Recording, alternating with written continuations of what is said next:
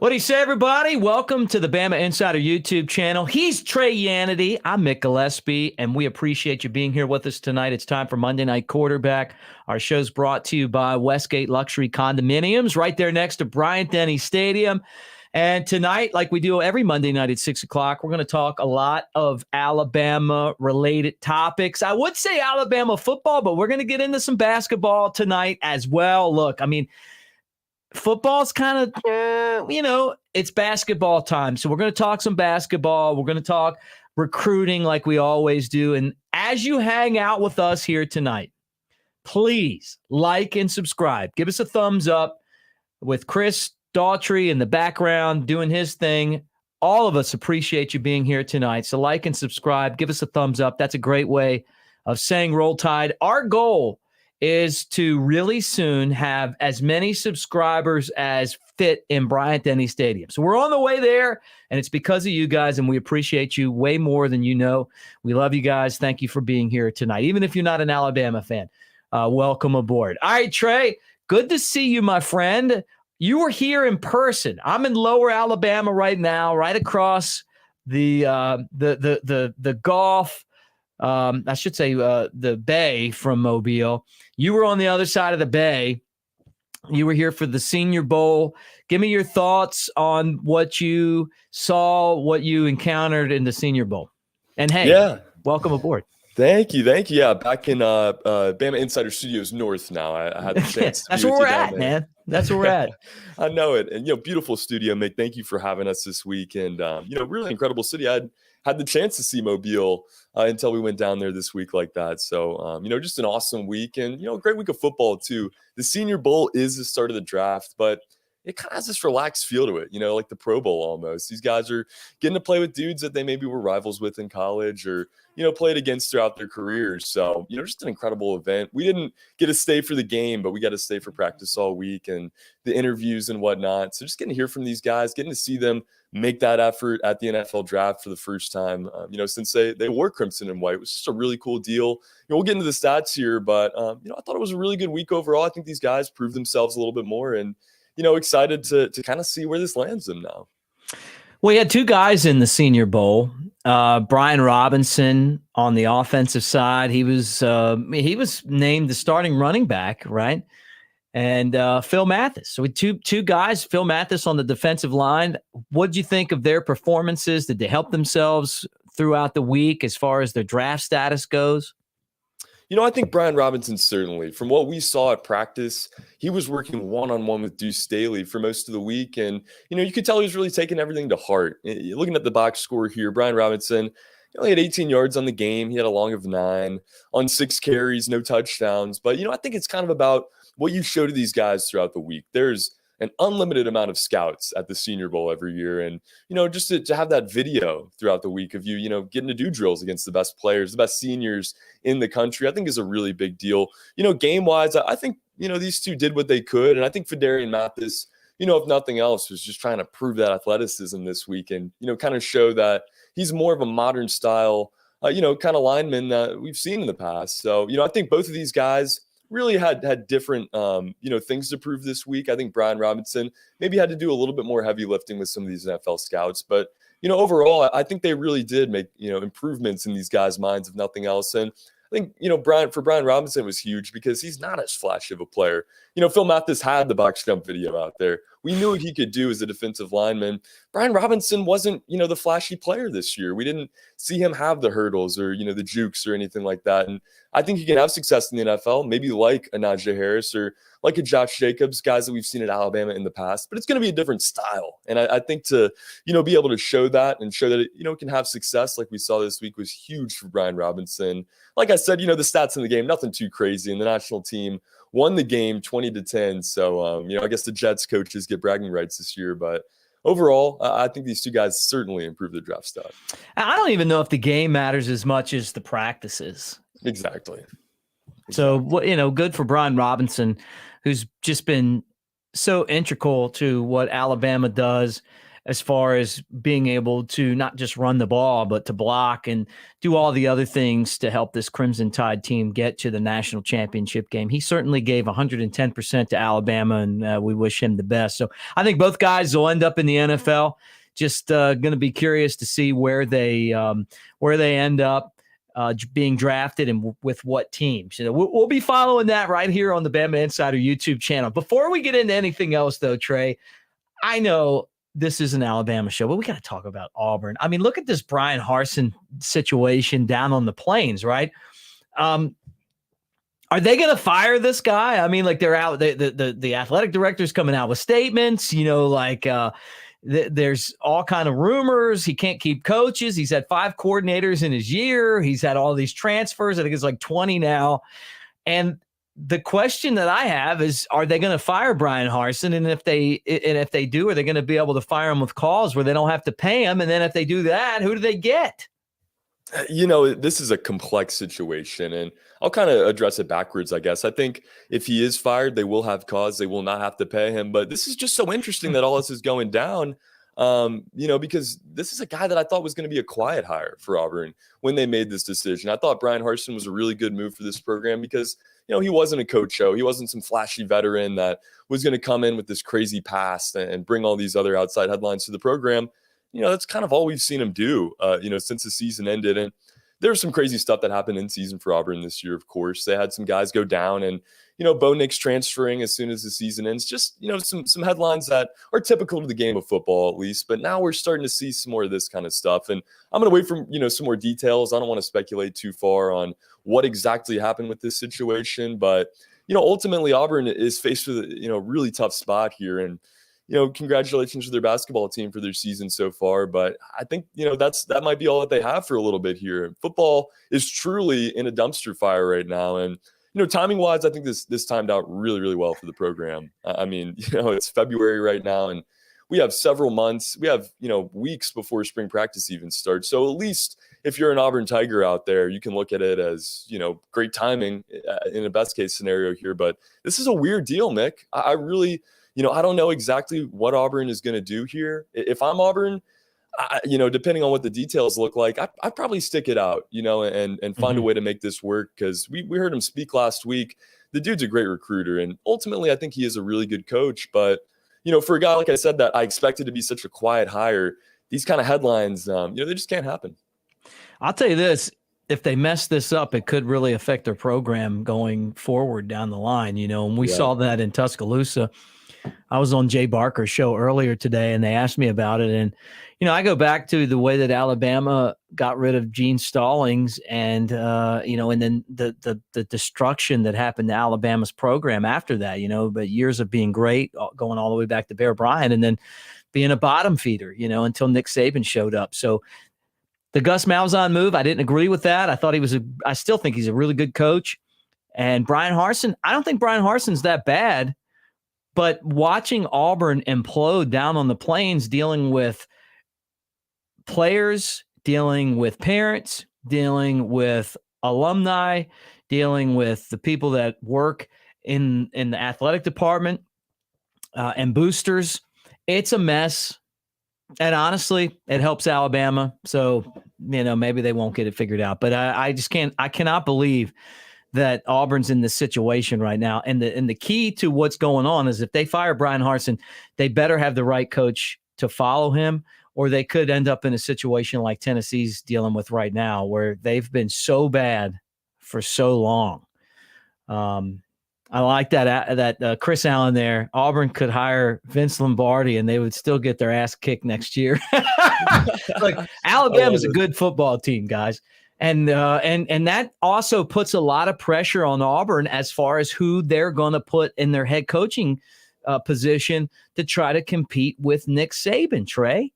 Yeah, and I think that's just it, Mick. Like, it's not even about winning X amount of games. I mean, Tennessee fans, Tennessee was winning 10 games a year minimum for quite some time there, and that wasn't good enough because they weren't competing with Alabama. So they needed to change things up, and now, they've dealt with this disaster for the last decade at this point. And I think Auburn's kind of looking at a similar situation. it would be tough to be an Auburn football fan. It would be tough to, make the decisions for this program, because ultimately you're dealing with one of the most competent human beings on planet Earth, let alone football coaches on the other side of the state, a guy that can recruit not just in your state, but in the states around you and, the whole country. You're dealing with a dude that has won and won and won and won, and they just happen to, wear the logo of your rival. So I think ultimately, Auburn needs to kind of get outside of this rivalry when they make their next hire, because for a lot of people, all that matters is winning that game in this state. But I think that can be the crux of some of these programs like we've seen at Tennessee.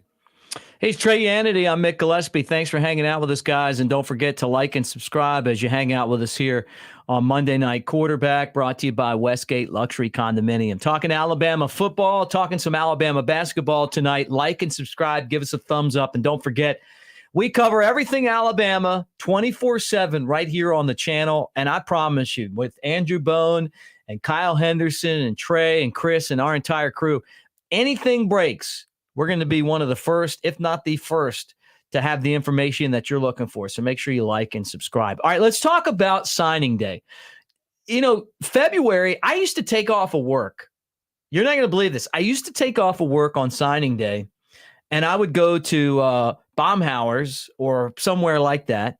And I would, when Nick Saban was coach and Alabama would have these signing classes, and I would want to be there with a beer watching as Julio Jones and Mark Ingram and all these guys signed. And then eventually I was with Crimson Tide Sports Network. I was part of the signing day show. It was like, hey, look, here's this guy, Reuben Foster, or whatever.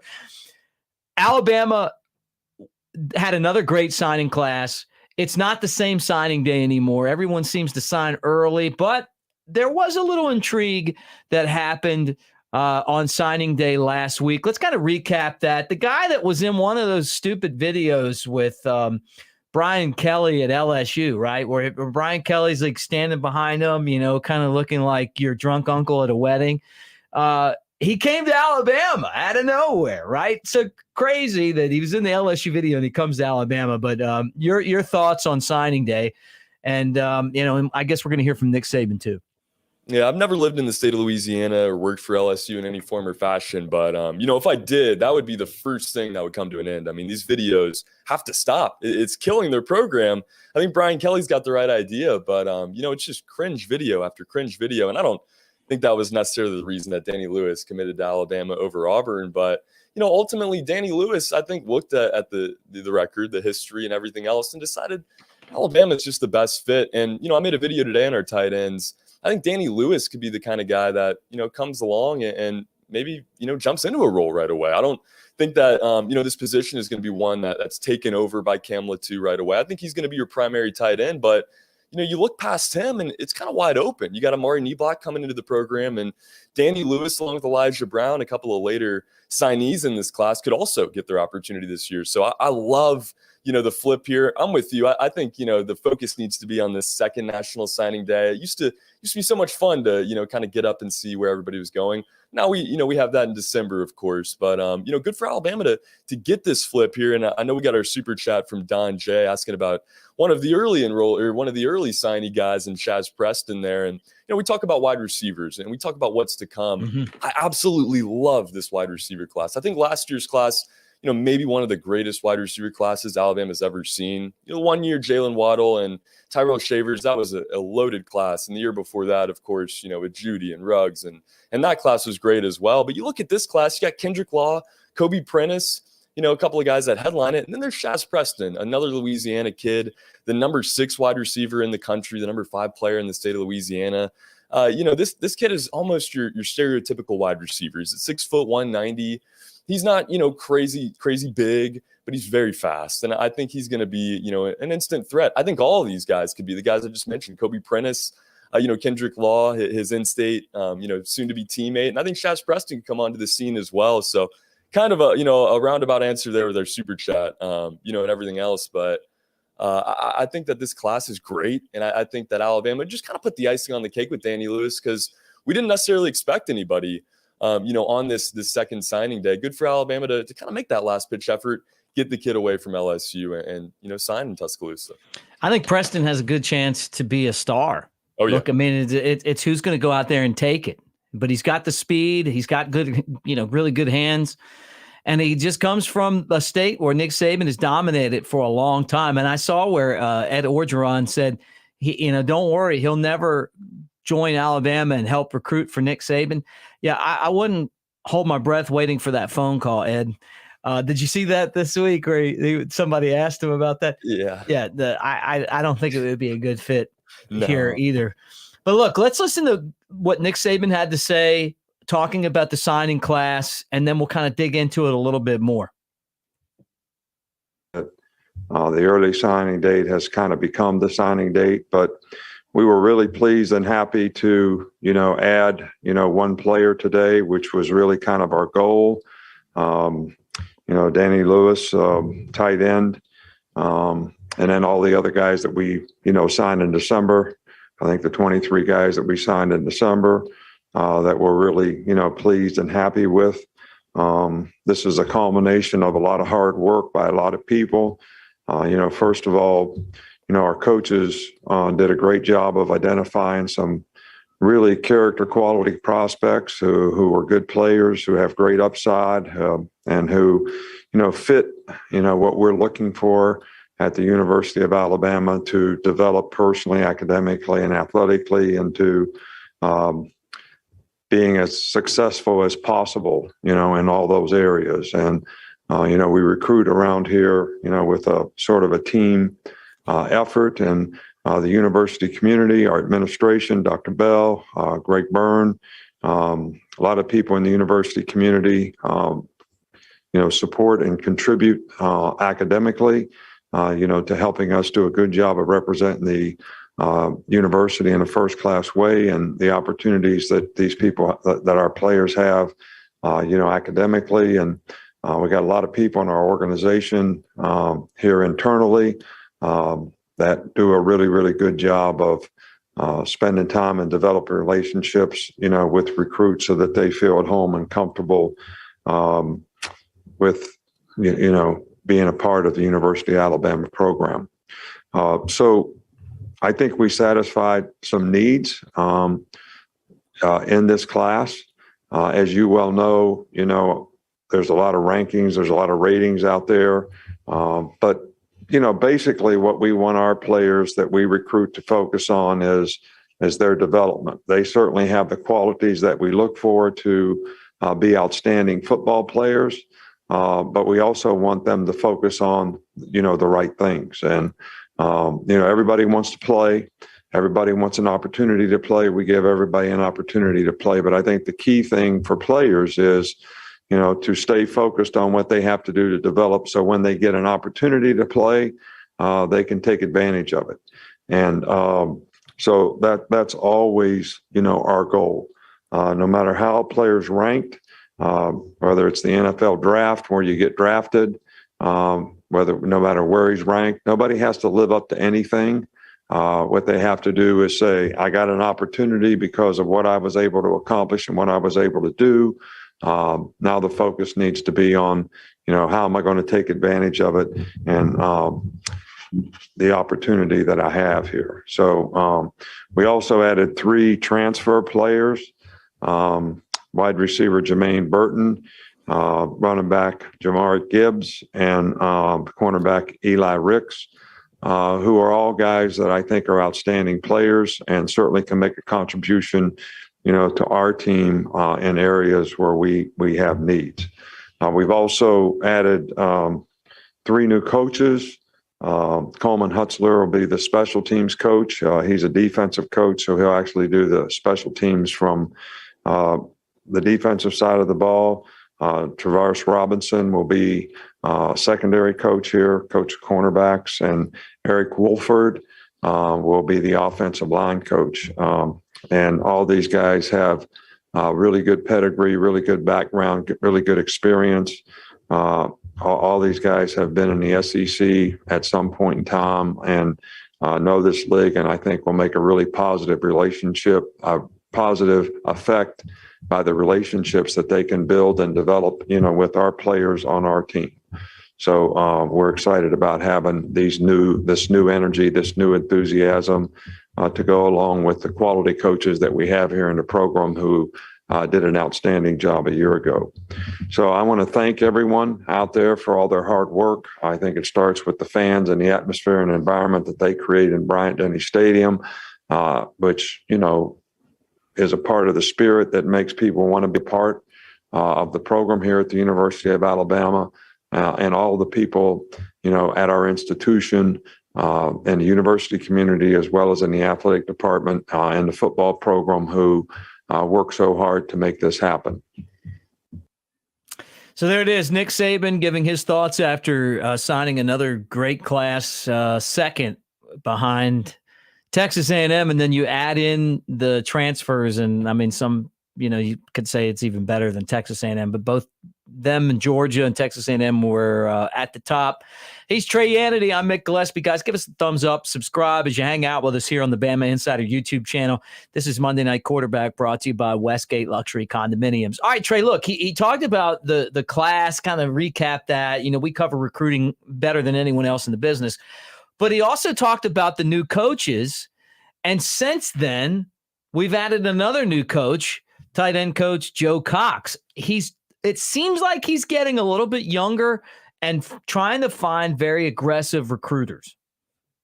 Yeah, that's exactly it. I mean, he's really adding a lot of youth with these coaches. You look at some of the hires, Jay Valai recently, now Cox is the next in line. And this is a Georgia guy. This is a former Dog, of course. He was a quarterback at Georgia, back in the day from 2005 to 2009. And, I think he really is a rising star as far as offensive minds go in this game. And real quick, before I get into this, I see my boy Chris Allen talking about the decor. I hear you, man.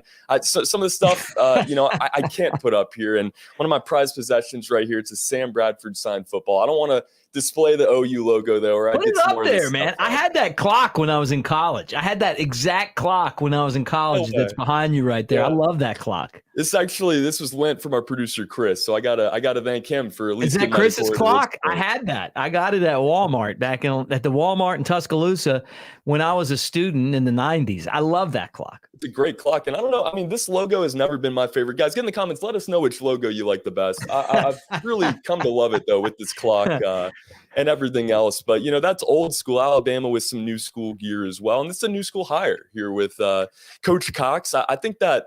He's going to contribute just to the offense in general. I think Drew Savoda was an unbelievable tight ends coach for this program. You heard about the relationships that he had and some of the recruiting efforts he made. Would have loved to see him, do another lap around the sun with Alabama. But I think this is a great hire here. I'm interested to see kind of his role, if it's going to be as specific to the tight ends as Drew Savoda was. Because, Drew Savoda, it was all day, every day tight ends. And from what we've seen, from Joe Cox, it's been a little bit more overall offensive strategy. So really interested, but, love these offseason hires so far. Yeah, look, and the thing that I feel like with Alabama is Nick Saban kind of last year went with guys that were really veterans. Bill O'Brien and Doug Marrone. These are guys that had been through college, went to the NFL, and were head coaches. This year, it's like, hey, we've reverted back to college coaches and some young college coaches. And maybe it's because of the team that he has. I thought the coaching staff did a tremendous job last year getting the most out of a team that lost so many primetime players. They lost in the national championship game. They won the SEC against the same exact team, right? And if Georgia was number one, Alabama was right behind them at number 1A. Oh, no doubt. I mean, Alabama was elite this year, and we talked about it over and over again. This was an off year, you could say, maybe a rebuilding year to an extent. But, I think some of the hires we see now kind of fit the brand of this program. This is still going to be a really young team. I think this team is going to be super deadly for a lot of reasons. You start to see the Will Andersons and Bryce Youngs wrap up their career, and I think they want to make this final stand and really prove that they can go win a national title with Alabama like their predecessors have done here. And I think these coaches, Chris Allen saying never a rebuild, just a reload. I'm with you. And hang the clock. I'm with you there too. And I think these kind of hires keep the reload going. You keep youth in your program. And, Nick Saban's 70 years old now, he's still recruiting like I think he's 30, 35 years old. But overall, you're splashing in the youth. And from what we've heard about Eric Wolford, too, the new offensive line coach, I mean, this guy is intense. I don't know if we'll have time to run the video. We had the chance to talk to couple of former Kentucky offensive linemen this week, and they just talked about his passion and how much he cares. And, ultimately there's some tough love there with Eric Wolford. He's going to keep it real with you, and he's going to be intense, but ultimately, he's going to kind of bring that fire, I think, for this offense. And, maybe Joe Cox is the good cop in this situation for 2022, but love these hires overall and just interested to kind of see what their roles look like on this offense. Yeah, I mean, like I hear what you're saying, man. I mean, like it's going and getting people like Wolford, who was in South Carolina, swung down to Kentucky. Kentucky's built their program on an offensive line, right? And you talk about South Carolina under Will Muschamp, they had some really good coaches. And Alabama now kind of getting to the point where they're bringing these guys in not only to help recruit, but also to help coach this football team, which I think is going to be the perennial number one next year moving forward, to win a national championship. And I'd be disappointed if they don't. I think Alabama coming back this year has everything that they need to win another championship, to get the 19 on the side of the helmet. And it's these coaches that come in that maybe haven't won a championship yet that are going to be hungry to try to do that. Yeah, they're hungry. I mean, this is a hungry group, if nothing else. And Alabama last year tried to do everything they could to, find the bulletin board material. And I think for the Georgia game, I mean, they had it all. They were the underdogs. They were being slept on. I think they love. I'm not going to say they love the fact they lost the national title, but they love the narratives that comes with, this team is not the champions. They're not the reigning champions. They have something to go out and prove. And I think these coaches, like you said, are just as hungry as the players are going to be. Hopefully we see it from the jump. This schedule, I think, is going to be really fun because you have some big time games at the beginning of it, and it's pretty, evenly weighted throughout. So this is going to be a hungry group. And, as we continue to preview these groups, guys, go check out the rest of our YouTube page. I mean, we're dropping tight end groups, or wide receiver groups or defensive backs, trying to do, a couple a week here to get you guys set for spring practice. But hungry, I think you said it best. Hungry is going to be the buzzword for this group in 2022. As you hang out with us, guys, like and subscribe. Give us a thumbs up. Thanks for hanging out with us here on Monday Night Quarterback, brought to you by Westgate Luxury Condominium with Chris Daltrey and Trey Yanity. I'm Mick Gillispie. We appreciate you being here. And we're going to swing back and do it again next week, 6 o'clock Central Time. So make sure that you plan on being here for that. All right, let's switch gears a little bit.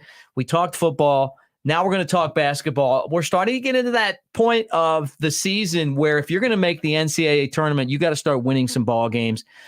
Alabama has a big game at Ole Miss Wednesday night, and I feel like, Trey, that this Alabama team has been the definition of Jekyll and Hyde, right?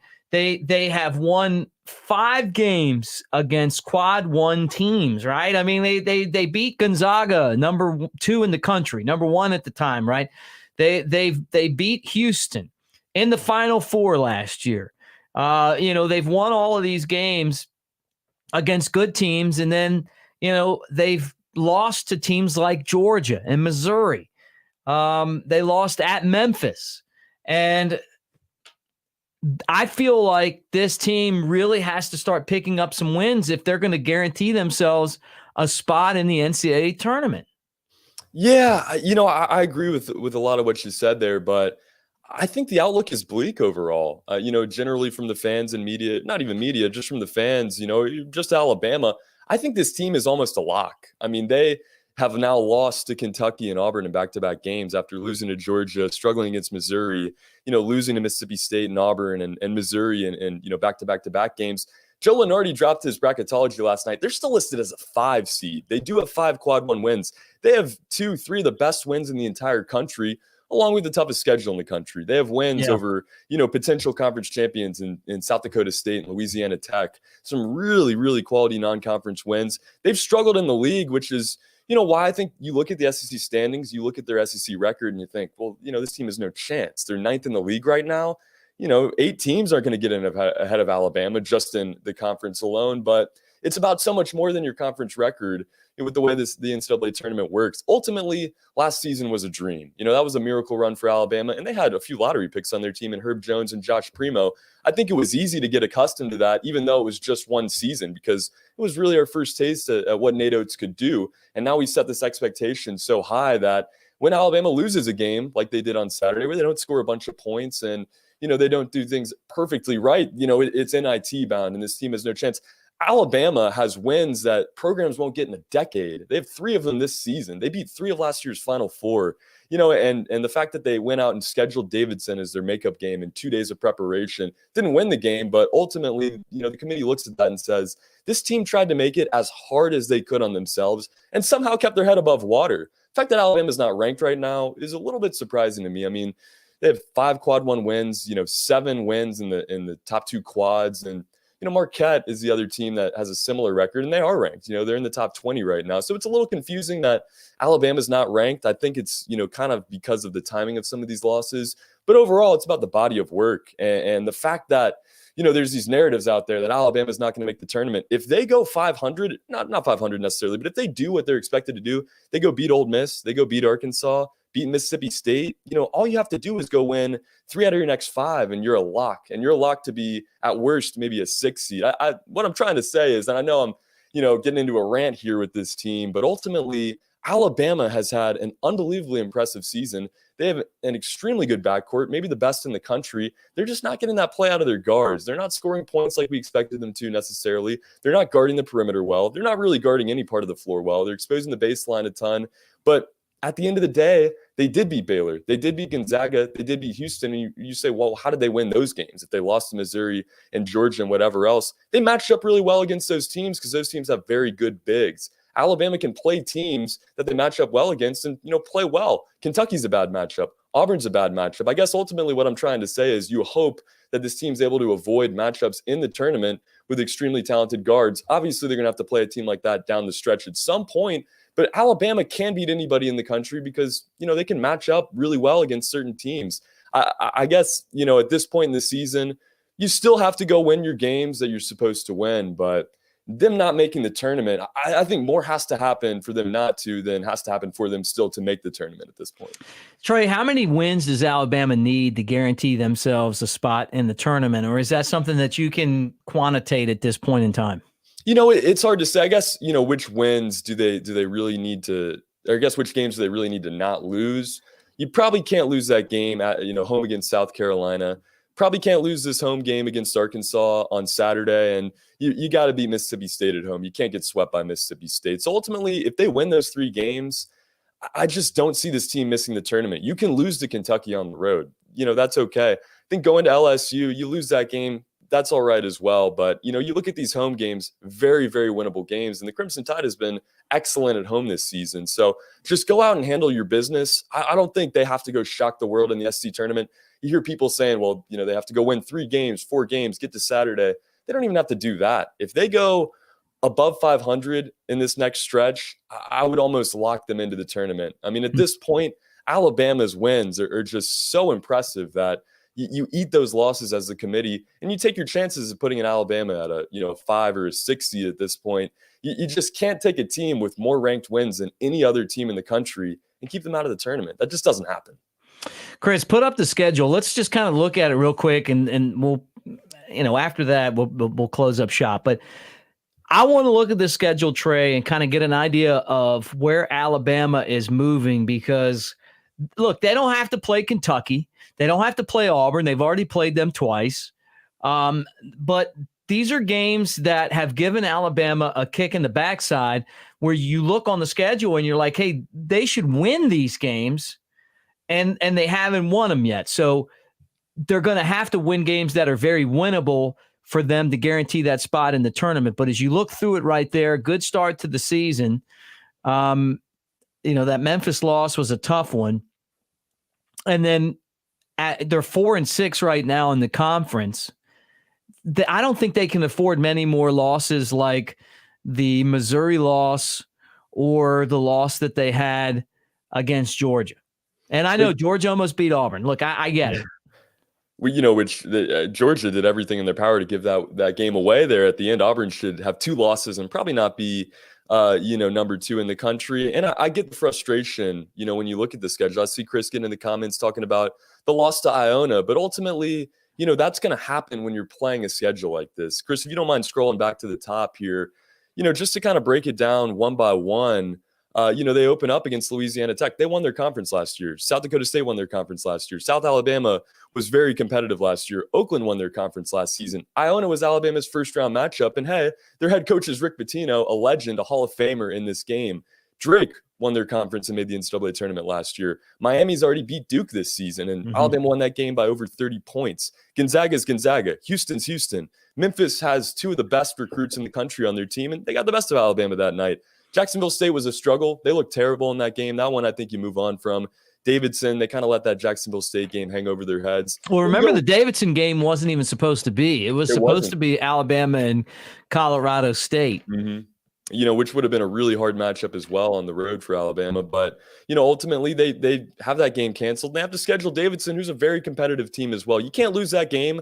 That's a terrible loss. But, ultimately, I guess what I'm getting at here is when you play a schedule, when night in and night out, it's conference champions or teams that have been in the tournament or going to make the tournament, you're going to lose some of these games, and you have to live with that because ultimately you take the W in the column against Gonzaga, you take the W against Baylor, you take the W against Houston, and, you put that in your back pocket. I think if you had told me Alabama would get those 3 wins this season, I probably would have told you they could lose the rest of them and make the tournament just because of how good these teams are. And, for some of the teams they've lost to, at least, they're doing their heavy lifting. Mississippi State has looked awesome so far in the conference. And, Auburn has been Auburn. They've been excellent this season. And some of these wins have really improved as well. Florida was struggling when Alabama played them. They've turned it around and, had a really nice stretch here. That Miami team was in the dumpster, at that point. And they've turned it around and looked great as well.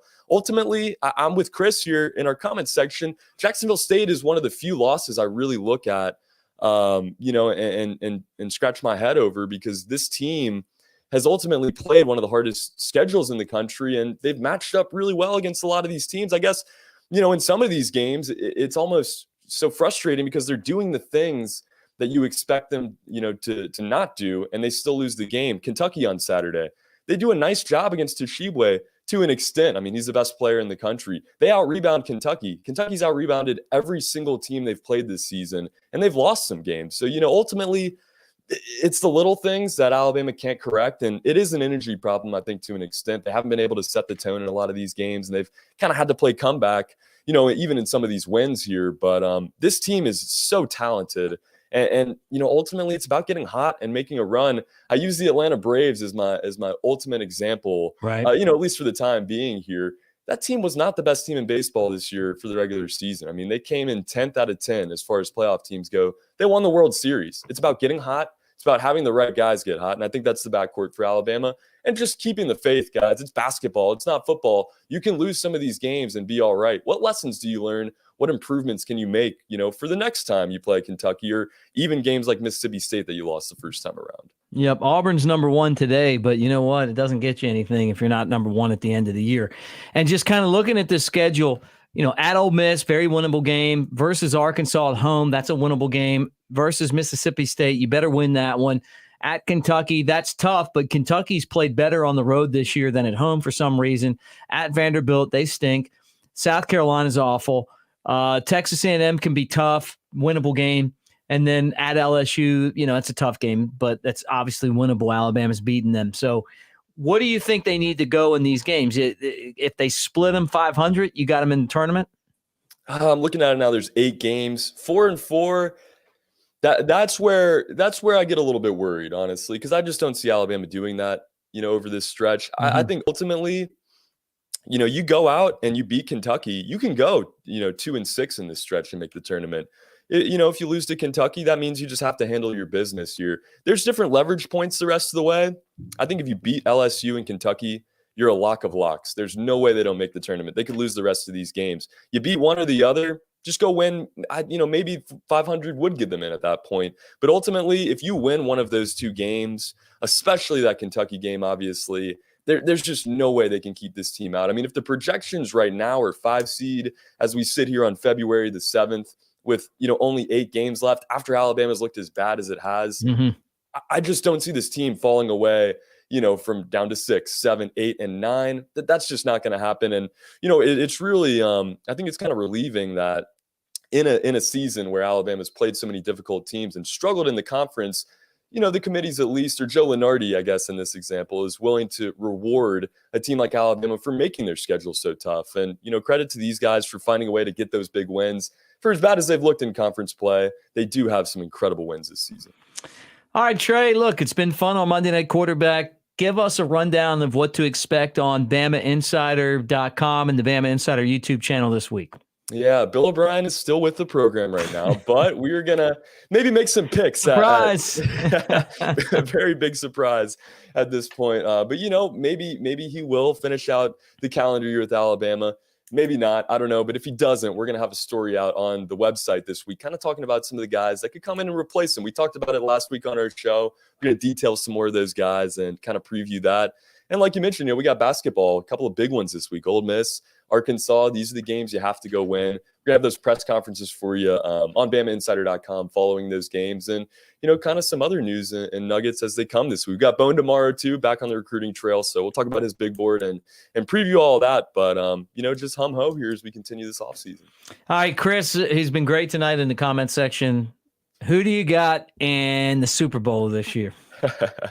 My heart wants Cincinnati. What a cool story just for them to get to this point in the season. So I'm going to be pulling for Cincinnati. But ultimately, the Rams did everything they needed to do this offseason to put themselves in position to win. And I love in sports when teams make the right moves and they work out, especially teams that don't have to go throw the house at a guy or go get this flashy player. They made their defense look great, and it's got them to the Super Bowl. So I think they'll win the game. I think the Rams are the better team here. But, I doubted Joe Burrow against Patrick Mahomes, and he went out and won that game at Arrowhead. So I think anything's possible. What do you got? Look, it's another road game, right?